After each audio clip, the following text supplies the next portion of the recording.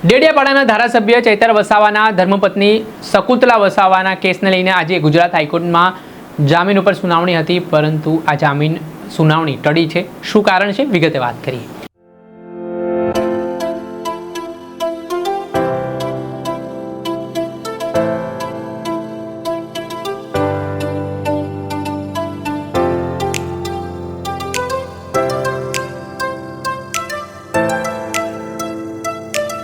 દર્શક મિત્રો, સ્કાયનેટ મીડિયામાં આપનું સ્વાગત છે.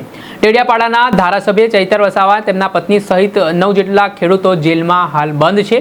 આજથી થોડાક વર્ષો પહેલા વનકર્મીને મારવાના કેસમાં ધારાસભ્ય સામે ડેડિયાપાડા પોલીસ સ્ટેશનમાં ગુનો નોંધાયો હતો, જે બાદ તેમને ગુજરાત હાઈકોર્ટે આ કેસમાં રાહત આપી હતી. આ કેસ નર્મદા સેશન કોર્ટમાં ચાલી રહ્યો હતો ને આમાં થોડા દિવસ પહેલાં જે મહત્વપૂર્ણ ચુકાદો નર્મદા સેશન કોર્ટે આપ્યો ને તેના કારણે આદિવાસી સમાજમાં રોષ પણ જોવા મળી રહ્યો છે. બીજી તરફ કાયદાકીય લડત પણ ચલાવવામાં આવી રહી છે.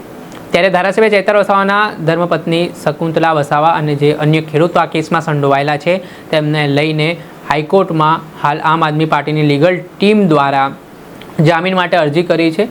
શુક્રવારે આ જામીન પર સુનાવણી થઈ હતી અને વધુ સુનાવણી મંગળવારે એટલે કે આજના દિવસે થવાની હતી, પરંતુ આ કેસના જજ છે તેઓ રજા પર હોવાથી આ સુનાવણી ટળી છે. એટલે હજી શકુંતલા વસાવાને રાહ જોવી પડશે જેલથી બહાર આવવામાં. ને મહત્ત્વની વાત છે, હવે જે આગામી સુનાવણી થવાની છે તેમાં કઈ રીતની દલીલો છે તે બંને પક્ષના વકીલો દ્વારા કરવામાં આવે છે ને ધારાસભ્યના પત્નીને જામીન મળે છે કે કેમ એ સૌથી મહત્ત્વનો સવાલ છે.